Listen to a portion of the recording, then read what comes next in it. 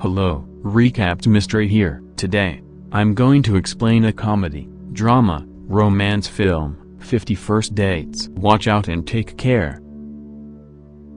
Several women gossip with their own circles of friends about a man named Henry whom they met on their vacation to Hawaii and discuss the fantastic week they each had with him. They tell their friends the reasons he gave them for not being able to stay in touch after they depart, and each lady has a different story. Henry is on a dock with a woman who is set to embark on her return voyage home from her holiday. He informs her that he won't be able to keep in touch since he's a covert spy and that it's best if they never see each other again for her own safety. He makes a theatrical getaway, pretending to be summoned for a mission and leaping onto the back of a moving, previously occupied jet ski. He compensates the driver for his cooperation. Henry returns to the aquarium where he works to help his friend Eula, who was attacked by a shark. Eula's children are all present and document the procedure, giggling and joking with Henry at their father's expense. Eula inquires about his most recent tourist's week. He tells Henry that if he continues to show all of these women such a good time,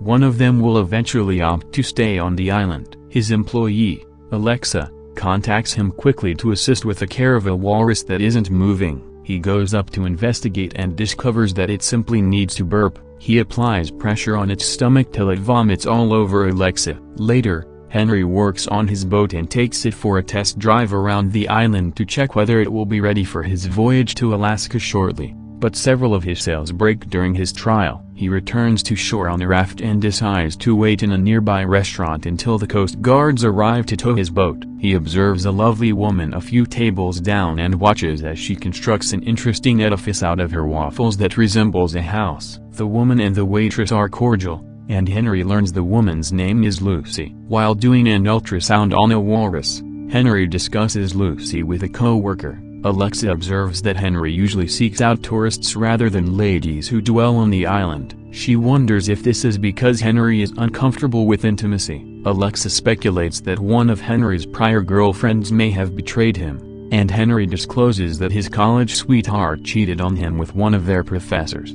When Henry goes to the cafe to copyright the next morning, he observes Lucy building another fort out of the waffles she ordered. He notices that she is having difficulty opening the entrance to her waffle house, so he assists her by using a toothpick. She invites him to sit with her, and he accepts. They flirt for a bit, and she tells him she likes how his hands smell like fish because her father is a fisherman, and it reminds her of him. The waitress pushes them out after a few hours of conversing, stating that they need to get the restaurant ready for lunch. She explains in the parking lot that she has to leave since it's her father's birthday, and every year they go select a pineapple for him. She invites him to breakfast the following day, and he accepts. Later that day, Henry and Eula and their children go golfing. Eula informs Henry that he was able to obtain the phone number of a tourist for him and that he should ask her out on a date. He declines, stating that he is interested in someone else. When it's Henry's turn to swing,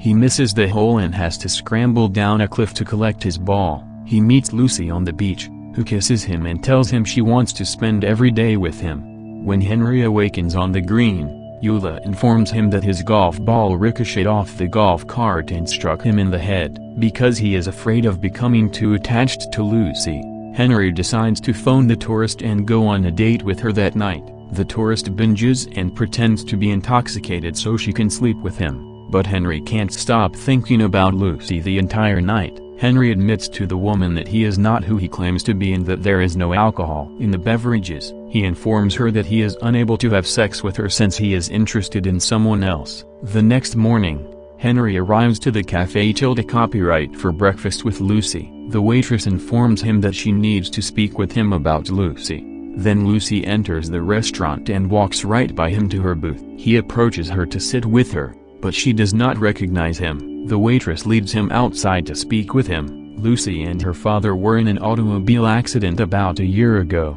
which seriously wounded Lucy's frontal lobe. She remembers everything up until the day of the accident, but she can't remember anything new. Every night before she goes to bed, the slate is wiped clean, and she lives the same day again and over. She lives with her brother and father, who go to great efforts to ensure that every day is the same for her so she does not become confused. Lucy returns home to her brother and father after breakfast and bids her father a happy birthday. He offers she repaint his workshop for him because he painted it white and it appears too plain. She gladly agrees. That night, they go through the motions of preparing a cake for her father, giving him gifts, and watching the same movie before bed. After Lucy goes to bed, her brother and father begin repainting the workshop, removing all traces of the previous night, and restoring the house to its original appearance. Henry tells Eula everything about Lucy's memory impairment. Because of her memory loss, Eula believes Lucy is the ideal girl for him. If she needs to see him every day,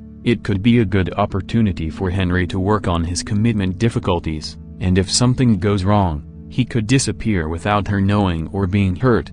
The next morning, Henry goes to the restaurant and bets the cook that he can convince Lucy to invite him to sit with her again. It fails, and he spends the following few mornings being rejected by her. One morning, he decides to take out all the stops and make a big deal about not being able to read. Lucy approaches him, assists him with the menu, and encourages him to sit with her so she can help teach him to read. After they've finished their meals and said their goodbyes, Lucy confronts Henry, claiming she knows his inability to read was a ruse to get her to talk to him and that she's disappointed he wasted her time because he never even asked for her phone number or agreed to see her again. She drives away, leaving him perplexed. That evening, Henry goes to Lucy's residence to apologize to her, but instead meets her father. Her father is concerned about Henry's intentions with his daughter and advises Henry to avoid Lucy. He hesitantly consents. At work, he discusses his perplexing position with Alexa and seeks her help. She tells him that there are always ways around restrictions, that he should be more inventive, and that he should never give up on seeing her if he likes her as much as he does. Knowing her route home from the restaurant, Henry tries several plans over the next few days to get her to pull over and talk to him, pretending his car has broken down or that he is being mugged. The brother and father eventually catch on and meet him on the road while he's trying to flag down Lucy. They tell him they know what he's up to and invite him to their house later. That afternoon, Henry sees them, and her father reveals that he can tell when Henry has seen Lucy since she only sings on the days they meet.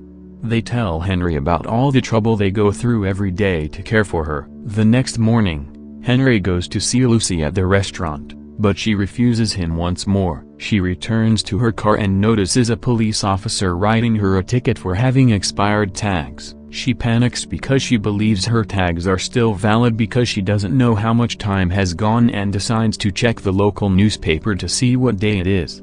She becomes agitated and drives back to her house, seeking an explanation from her father. Her father explains the accident and her memory loss to her and shows her images from the hospital. She wants to go to her doctor to get a clearer explanation, and Henry agrees to accompany her so he can understand more about her condition. Her doctor shows them her brain scans and explains her illness, emphasizing that she will never recover, that every day will be the same for the rest of her life. The doctor takes them on a tour of the center and introduces them to numerous other patients suffering from memory loss. They get home, and before Lucy goes to night, she instructs Henry to talk to her about lilies at breakfast the next morning so he doesn't strike out. Henry is about to leave when her father invites him in for a few beers. They talk about Lucy's situation, and Henry can't help but think that there might be a better way for her to deal with the days when she needs to learn about her memory loss, and that she appears less freaked out about the accident and more unhappy that her brother and father have been lying to her.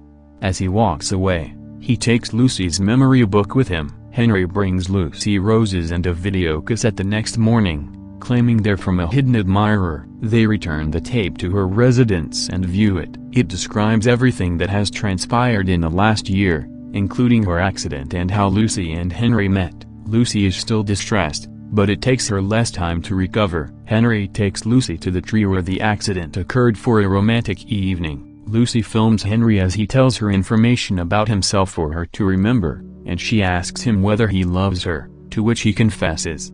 They go on multiple dates over the next few days, and Lucy believes that each kiss is their first. Henry takes her to his workplace aquarium, where he introduces her to some of the walruses he works with and has them perform some adorable tricks for her.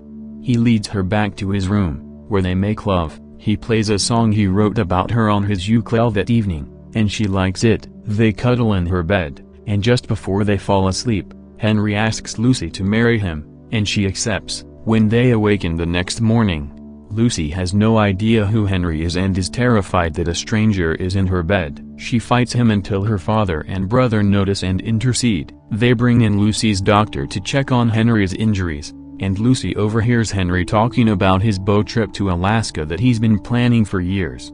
He says he's chosen to cancel the trip because he doesn't want to leave Lucy behind. Lucy meets Henry at work and informs him that she wishes to end her relationship with him. She's appalled that she's fully taken over the life of her father and brother, and she doesn't want to do the same to Henry. She claims she's kept a nightly journal documenting all of their dates and facts about him, and she intends to delete it so she won't remember him once they part up. Henry opposes, but eventually agrees to assist her in rewriting her journal without him. They burn her old journal, which had all of her recollections of Henry. After typing it up and printing it, Henry kisses her one more time before returning home. Henry makes every effort to move on and spends a significant amount of time working on his boat in preparation for the journey again. On bad days, he shows up at her house, but her father refuses to let him in. He notices her while at work, but she does not recognize him. Eula and his children arrive at the dock to bid him farewell before he departs on his trip to Alaska. To his amazement,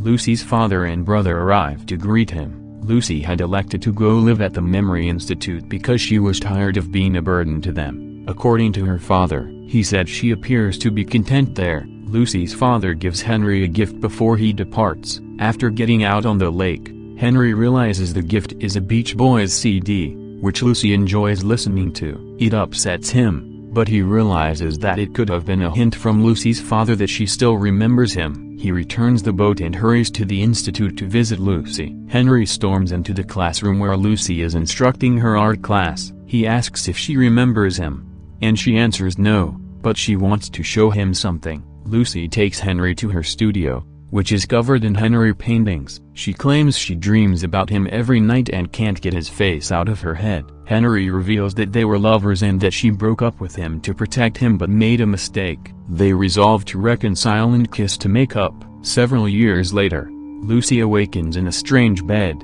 with a tape on the table beside her for her to view. The audio describes the accident, how she and Henry met, and how they are now married. At the end of the video, Henry's voice encourages her to put on a coat and come up to meet him when she's ready. Lucy climbs upstairs and discovers she is aboard the ship in Alaskan waters. Her father is fishing off the boat's side, and Henry introduces Lucy to their daughter. Lucy is perplexed, but she is also ecstatic about her small family. Please subscribe to assist the channel, turn on notification and leave a like. Thank you for taking the time to watch. See you again soon.